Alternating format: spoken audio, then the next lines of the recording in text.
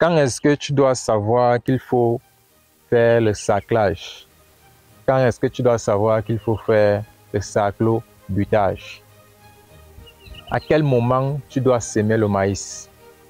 À quel moment tu dois semer le maïs? À quel moment tu dois engraisser le maïs?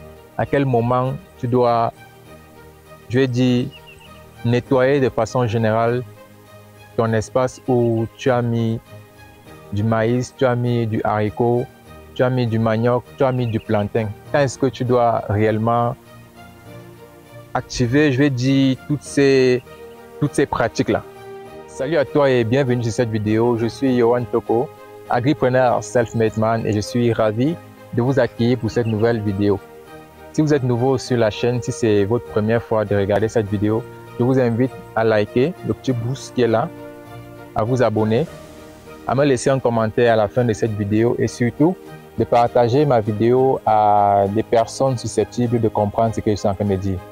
Si toi tu regardes cette vidéo, c'est parce que je sais que je dis des choses depuis le début de cette vidéo qui te permettent encore de suivre cette vidéo et que tu vas suivre certainement jusqu'à la fin parce que tu es intéressé par ce que je suis en train de dire. Donc partage également à des personnes qui sont susceptibles de comprendre ce que je dis afin que nous puissions grandir ensemble à travers mes différentes chroniques et que vous puissiez interagir à travers des messages. On pourra organiser plusieurs trucs après, mais c'est très important de liker d'abord. C'est un exercice que j'aime bien. Vous abonner, me laisser un commentaire à la fin et surtout partager aussi. À quel moment on doit semer le maïs? Déjà, ce que vous devez savoir est que par an, il y a 2 campagnes de maïs. La première campagne est celle de septembre-octobre, du 15 octobre au 15 septembre. Donc voilà. La deuxième campagne, n'est-ce pas, est je vais dire, du 15 mars au 15 avril. Donc c'est ainsi qu'est tracé le calendrier agricole. Mais par contre, il y a des personnes qui font aussi des contre-saisons.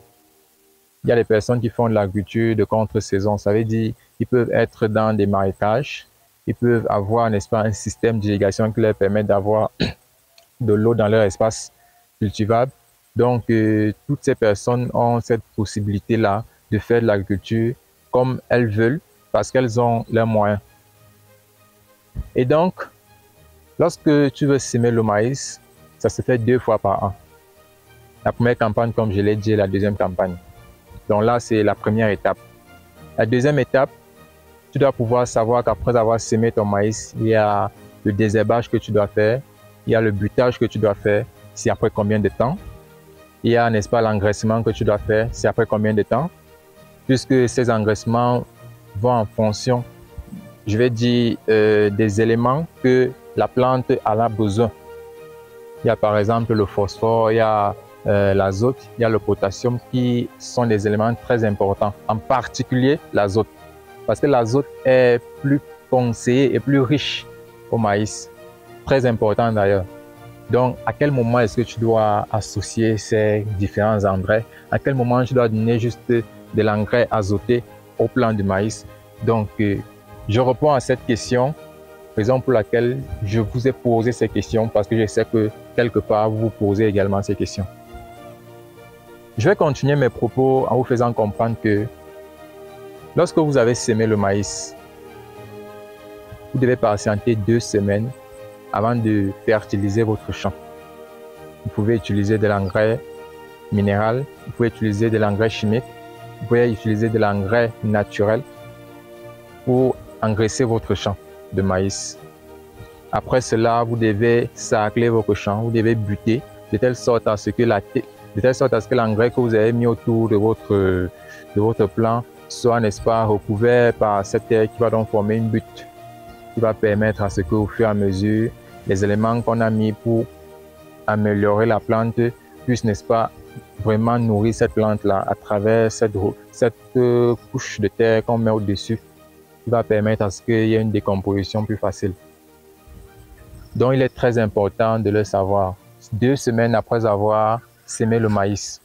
Très important aussi de savoir. Je vais continuer mes propos en disant ce que l'engrais, ce que je suis en train de dire est très important et que nous sommes ensemble.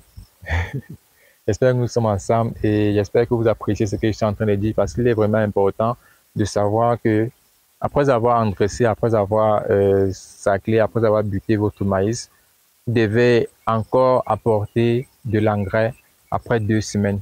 Donc 2 semaines qui vont suivre après les 2 premières semaines où vous avez déjà eu engraissé votre plant. Donc il est très important de le savoir.